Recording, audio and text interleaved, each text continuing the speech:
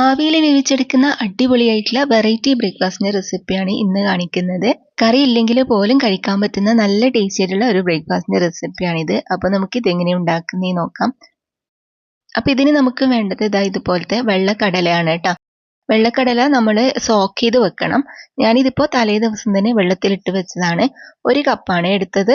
അപ്പോൾ അത് നമ്മൾ നന്നായിട്ടൊന്ന് കുതിർത്തി എടുത്തതിന് ശേഷം നമുക്കിതിൻ്റെ വെള്ളയെല്ലാം മാറ്റിയിട്ട് ഇതിലേക്ക് ചെറിയൊരു കഷ്ണം ഇഞ്ചി ഇട്ട് കൊടുക്കാം.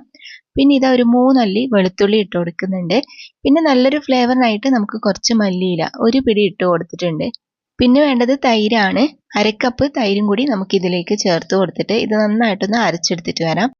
പിന്നെ അരക്കുന്ന സമയത്ത് ചിലപ്പം വെള്ളം വേണ്ടി വരും. അപ്പോൾ വെള്ളം വേണമെന്നുണ്ടെങ്കിൽ ഒഴിച്ചു കൊടുക്കാം. ഓവറാക്കിയിട്ട് ഒഴിക്കരുത് കേട്ടോ. കുറച്ച് തിക്കായിട്ടുള്ള ബാറ്റർ തന്നെയാണ് ആക്കേണ്ടത്. അരച്ചെടുക്കാൻ ബുദ്ധിമുട്ടുണ്ടെങ്കിൽ മാത്രം കുറച്ച് വെള്ളം ആഡ് ചെയ്ത് കൊടുത്താൽ മതി. ഇനിയിപ്പോൾ നമ്മൾ അരച്ചെടുത്തിട്ടുള്ള മാവിലേക്ക് ചെറിയൊരു ക്യാപ്സിക്കം കട്ട് ചെയ്തിട്ട് ഇട്ട് കൊടുക്കാം.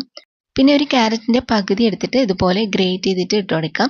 ഇതിന് കൂടെ തന്നെ നമുക്ക് ചെറിയൊരു ഉള്ളിയും കൂടി ചോപ്പ് ചെയ്തിട്ട് ഇട്ട് കൊടുക്കാം. എന്നിട്ട് ഇതിലേക്ക് ആവശ്യത്തിനുള്ള ഉപ്പ് ചേർത്ത് കൊടുക്കുന്നുണ്ട്. പിന്നെ ഒരു 2 ടേബിൾ സ്പൂൺ റവയും കൂടി നമുക്ക് ഇതിൻ്റെ കൂടെ തന്നെ ആഡ് ചെയ്ത് കൊടുക്കാം. ഇനിയിപ്പോൾ ഇത് നല്ലപോലെ മിക്സ് ആക്കിയിട്ട് എടുക്കണം.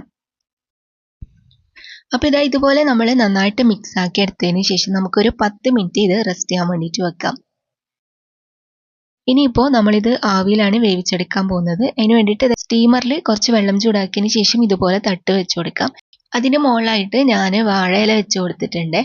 എന്നിട്ട് നമ്മൾ അരച്ചു വെച്ചിട്ടുള്ള ആ ഒരു മിക്സ് നമുക്ക് ഇതിലേക്ക് ഇട്ട് കൊടുത്തിട്ട് ഇതുപോലെ ഒന്ന് ലെവലാക്കി കൊടുക്കാം. ഇനിയിപ്പോൾ നിങ്ങളുടെ കയ്യിൽ തട്ടില്ലെങ്കിൽ നമ്മുടെ എല്ലാവരും വീട്ടിലുണ്ടാവുന്ന ആ സ്റ്റീലിൻ്റെ പ്ലേറ്റ് ഉണ്ടല്ലോ, അതെടുത്താലും മതി. അല്ലെങ്കിൽ കുട്ടികളുടെ ലഞ്ച് ബോക്സ് എടുത്താലും മതി. എന്നിട്ട് ഇതുപോലെ ആക്കിയിട്ട് നമുക്ക് നന്നായിട്ടൊന്ന് ലെവലാക്കി കൊടുക്കാം.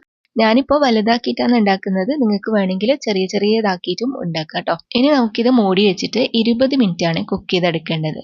20 മിനിറ്റ് കഴിഞ്ഞിട്ട് നിങ്ങൾ ഇത് തൊട്ട് നോക്കുമ്പോൾ സെറ്റ് ആവാത്ത പോലെ ഉണ്ടാവും. അതൊന്നും കുഴപ്പമില്ല കേട്ടോ. ഫ്ലെയിം ഓഫ് ആക്കിയിട്ട് ഇതിൻ്റെ ചൂടെല്ലാം പോയതിന് ശേഷം ഇത് നല്ലപോലെ സെറ്റായിട്ട് വന്നിട്ടുണ്ടാവും. അപ്പോൾ ഇത് അടിപൊളിയായിട്ട് സെറ്റായിട്ട് വന്നിട്ടുണ്ട്.